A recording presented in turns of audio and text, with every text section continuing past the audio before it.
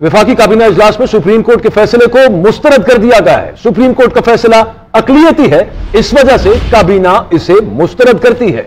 अकलियती फैसले को मुस्तरद करते हैं ज़राए काबीना। वफाकी काबीना का इजलास वज़ीर आज़म शहबाज शरीफ की ज़ेर सदारत जारी था, जिसमें सुप्रीम कोर्ट के फैसले पर नजरसानी भी की गई और वज़ीर आज़म को इस फैसले के बारे में ब्रीफ किया गया और अब वफाकी काबीना इजलास में सुप्रीम कोर्ट के फैसले को मुस्तरद कर दिया गया है। और उनका ये कहना है कि सुप्रीम कोर्ट का ये फैसला अकलियती है, इस वजह से काबीना इसको मुस्तरद करती है, अकलियती फैसले को मुस्तरद करते हैं। सुप्रीम कोर्ट अपने फैसले में ये लिख चुकी कि इससे पहले ये 3-2 का फैसला था और उसके बाद जब 2 जजेस ने केस सुनने से माजरत की तो उसके बाद 3 जजेस ने ये फैसला दिया, लेकिन उसके बावजूद काबीना मुसर है कि ये अकलियती फैसला है और इस वजह से इसे मुस्तरद किया जाता है और पुराने फैसले के साथ स्टिक करना चाहिए था। औरंगजेब काकड़ हमारे साथ मौजूद है। औरंगजेब, आपके जराए बता रहे हैं कि फैसला किया है काबीना ने कि सुप्रीम कोर्ट का फैसला मुस्तरद किया जाता है, मतलब ये कि जो फैसला है कि इलेक्शंस करवाए जाए 90 दिन में और जो तारीख दी गई है उस पर अमल नहीं करेगी हुकूमत। जी, वज़ीर आज़म शहबाज शरीफ की ज़ेर सदारत वफाकी काबीना के इजलास इस वक्त पार्लियामेंट हाउस में जारी है। सुप्रीम कोर्ट के फैसले के बाद पैदा हुई सूरत पर काबीना को जो है वज़ीर कानून आज़म वज़ीर फारूक की जानिब से काबीना खान को ब्रीफ किया गया। इस मौके पे जो सुप्रीम कोर्ट के जो तरीवी फैसले, जो तफसीली फैसले पर भी काबीना खान को जो है तफसीली और मुफस्सिल तौर पर उन्हें जो है वो ब्रीफ किया गया, जिसके बाद जरा यही कहना कि जो फेडरल कैबिनेट ने सुप्रीम कोर्ट के फैसले को जो है वो उन्हें मुस्तकिल तौर पर मुस्तरद कर दिया है। जरा काबीना का यही कहना है कि सुप्रीम कोर्ट का फैसला जो है वो अकलियती है, जिसकी वजह से काबीना इसको मुस्तरद करती है। जरा काबीना ये भी कहना है कि जो सुप्रीम कोर्ट के फैसले को जो है वो अकलियती समझते हैं, जिसके बाइस उन्हें जो है वो हम मुस्तरद करते हैं। जबकि इस हवाले से ये भी जरा के कहना है कि वफाकी काबीना के इजलास में कहा गया कि जो सुप्रीम कोर्ट का फैसला काबिल अमल नहीं है, जिसके बाइस जो सुप्रीम कोर्ट के फैसले को। औरंगजेब आप साथ हैं, ब्यूरो चीफ इस्लामाबाद मियां शाहिद भी हमारे साथ हैं। मियां साहब, ये काबीना ने इससे पहले तो कभी नहीं देखा कि हुकूमत सुप्रीम कोर्ट का फैसला मुस्तरद कर रही है, उससे इख्तलाफ तो हो सकता है लेकिन मुस्तरद ही कर दिया उन्होंने फैसला। अकबर, ये अनहोनियां हो रही हैं और ये अनहोनियां 2-3 दिन से हो रही हैं। जब भी कोई सुप्रीम कोर्ट से मूव होती है या कोई फैसला आता है या समाअत शुरू होती है तो काबीना का इजलास शुरू हो जाता है। कल भी आपने देखा कि कल भी काबीना का इजलास हुआ और उसमें ये कहा गया कि हम फैसला नहीं मानेंगे। आज जो फैसला मुस्तरद कर दिया गया और जो जराए कहते हैं वो ये कह रहे हैं कि काबीना के अक्सर अरकान इससे मुतफिक नहीं थे, लेकिन फिर भी जो फैसला सामने आया है वो मुस्तरद होने का आया है और काबीना ने ये उसमें काबीना अरकान ने ये कहा है कि जो 4-3 का फैसला है उसको अडॉप्ट।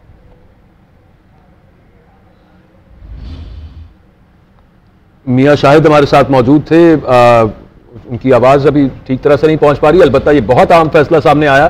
काबीना का और इस एतबार से कि सुप्रीम कोर्ट ने अब से थोड़ी देर पहले फैसला देकर यह कहा कि इलेक्शंस करवाए जाएं पंजाब के अंदर 14 मई को,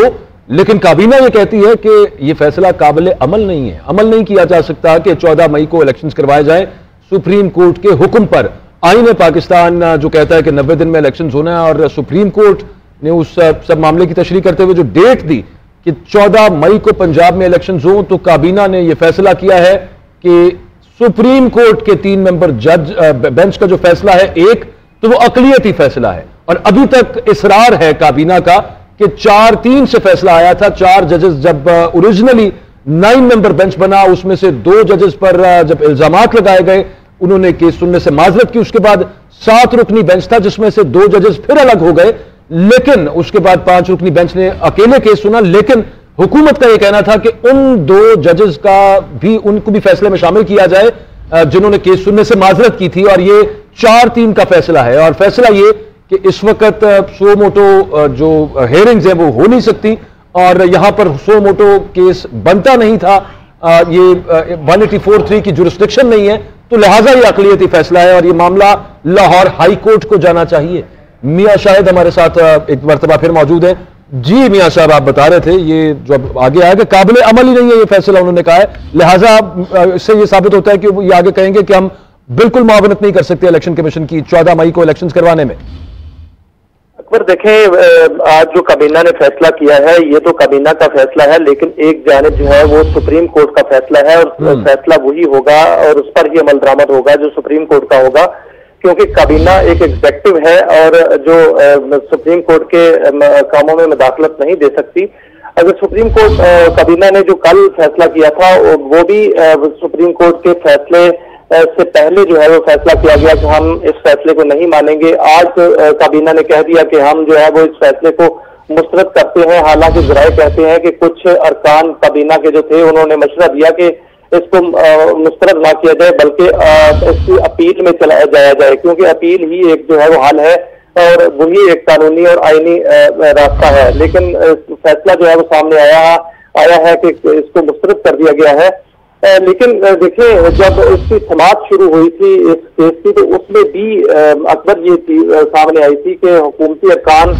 जिसमें अटॉर्नी जनरल थे उन्होंने कहा था कि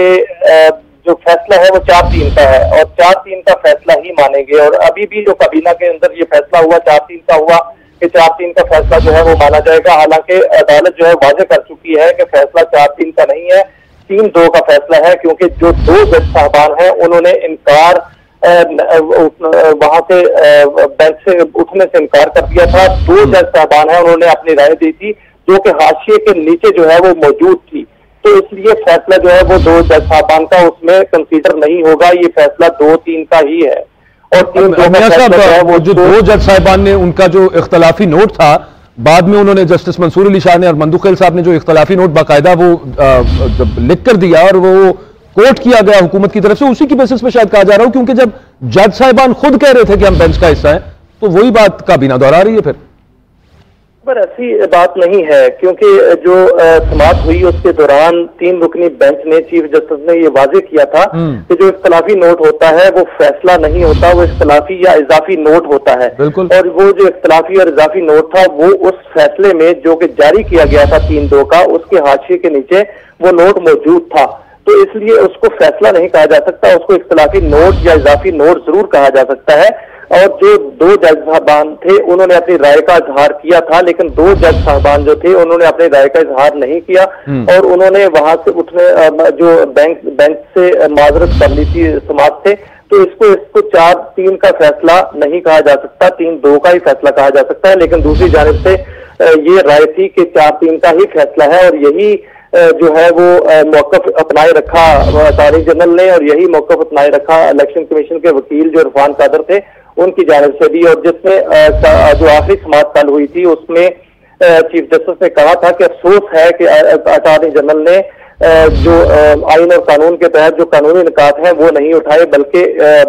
जो बेंच है उसकी फॉर्मेशन पर, उसकी तश्कील पर और जो फैसला है उस पर जो है वो फैसला